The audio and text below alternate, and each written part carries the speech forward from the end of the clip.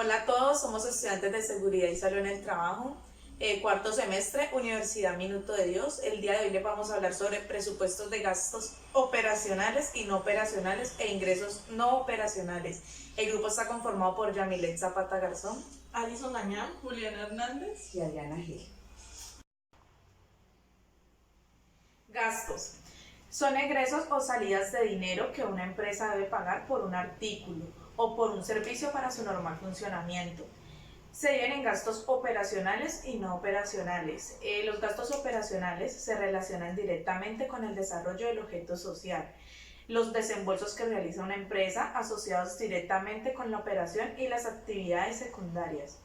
Los ingresos no operacionales tienen incidencia en el estado de resultados, es decir, debe cubrir los costos y gastos operacionales. Se logra un margen de utilidad suficiente para cubrir las obligaciones fiscales y el pago de dividendos.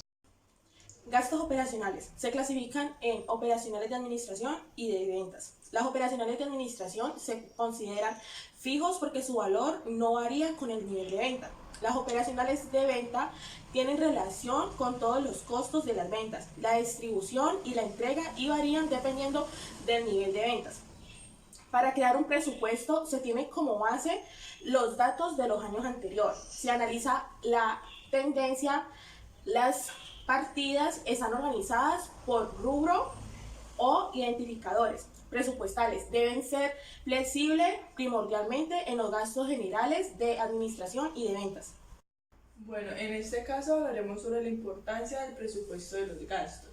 Bueno, este se da mediante las políticas que se adopten y afectan el funcionamiento de la entidad o de la empresa. Esto sea positiva o negativamente. Bueno, en el presupuesto de gastos se consideran los gastos fijos y los gastos variables. En este caso, los gastos fijos aumentan para la siguiente vigencia del porcentaje de inflación esperado y los gastos variables están asociados al concepto que lo origine. Bueno, por ende, el control del presupuesto es inadecuado referente a los gastos generales y administrativos y puede tener serias consecuencias en materia de las utilidades. Voy a hablarles sobre los factores que hay que tener en cuenta en la formulación del presupuesto de gastos. Salarios de administración. Depende del incremento que decrete el gobierno nacional y los posibles aumentos que decrete la empresa. Arrendamientos. Está determinado por el incremento del IPC. Pago de comisiones. Depende del valor de las ventas presupuestadas. A continuación veremos algunos ejemplos de los gastos operacionales. Incluyen los administrativos, salarios del personal, suministro, comisiones y publicidad son ejemplos de costos de ventas.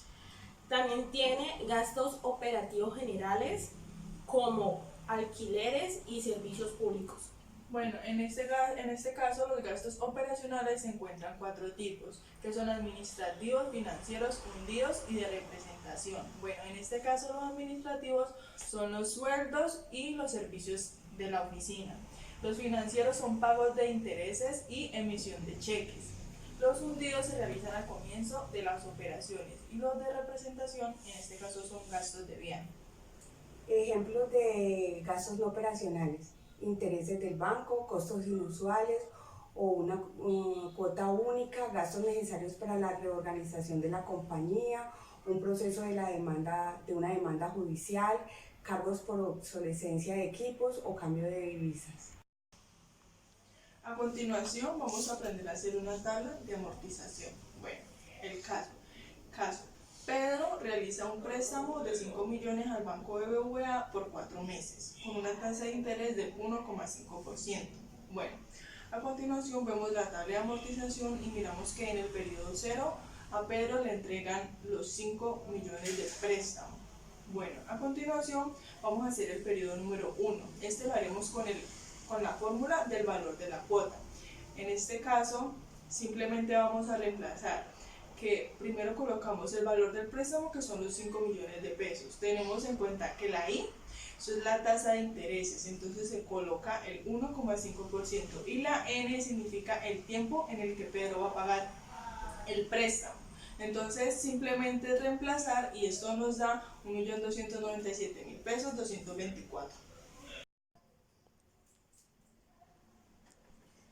Continuando con lo que dijo Juliana, de cómo calcular el valor de la cuota.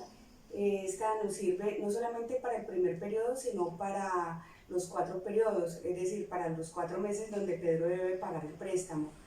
Vamos ahora a aprender a calcular el interés, que sería el valor de los 5 millones por la tasa de interés del 1.5, eso nos daría 75.000 pesos de intereses para la primera cuota.